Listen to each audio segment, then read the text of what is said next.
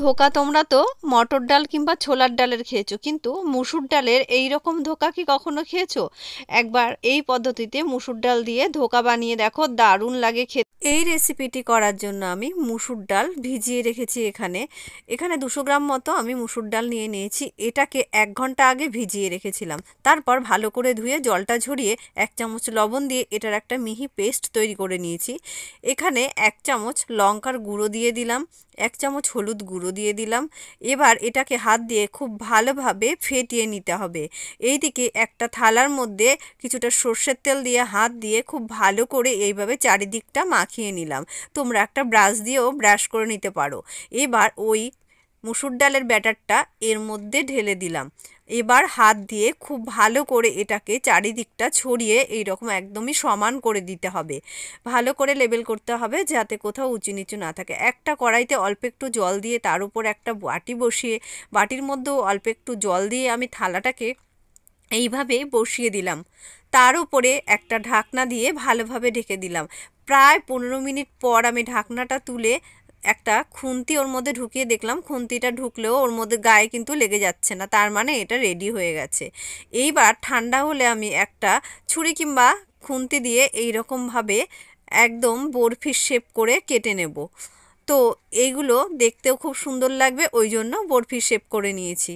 তো বন্ধুরা, যদি আমার এই রেসিপিটি ভালো লেগে থাকে তাহলে অবশ্যই চ্যানেলটিকে ফলো করে পাশে থাকবেন। ইউটিউব থেকে দেখে থাকলে চ্যানেলটিকে সাবস্ক্রাইব করে পাশে থাকবেন। এইবার কড়াই খুব ভালো করে গরম করে তাতে এই ধোকাগুলো দিয়ে হালকা করে দুটো পাটি এপিট ওপিট উল্টে ভেজে নিতে হবে। এই ধোকাগুলো কিন্তু বেশি কড়া করে ভাজা যাবে না, একদমই হালকা করে দুটো পিটি ভেজে নিতে হবে। আমার একটা পার্ট ভাজা হয়ে গেছে, তো ওই পার্টটাও এবার আমি ভেজে নেব।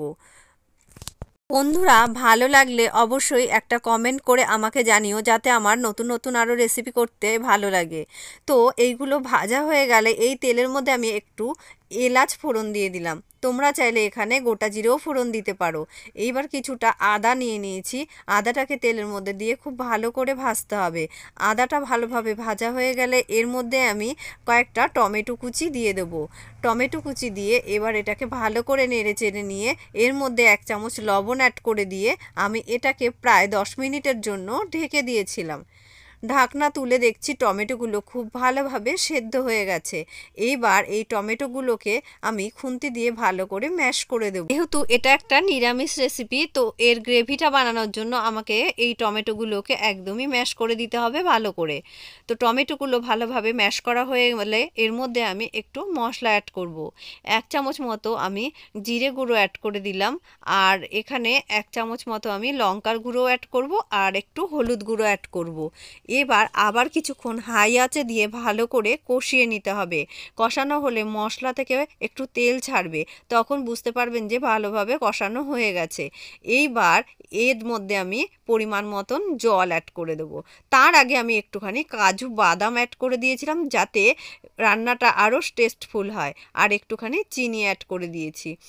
এবার 2-1 মিনিট কষিয়ে নিয়ে জলটা অ্যাড করে দিলাম। জলটা দিয়ে হাই আঁচে বেশ কিছুক্ষণ ফুটতে দিতে হবে। যখন ঝোলটা ফুটে উঠবে, ভেজে রাখা ধোকাগুলোকে আমি এই ঝোলের মধ্যে দিয়ে দিলাম। এবার আরও কিছুক্ষণ হাই আঁচে ফোটার পর গ্রেভিটা যখন গাঢ় হয়ে যাবে, আমি এখানে ওপর থেকে 1 চামচ মতো গরম মশলা গুঁড়ো অ্যাড করে দিলাম। খুব সুন্দর একটা গরম মশলার গন্ধ আসছিল, আর একটুখানি ধনেপাতা কুচি দিলাম। এটা না দিলেও চলতো, তো আমার ঘরে নষ্ট হচ্ছিল বলে আমি দিয়ে দিলাম। তো এইবার রেডি হয়ে গেল আমাদের এই মুসুর ডালের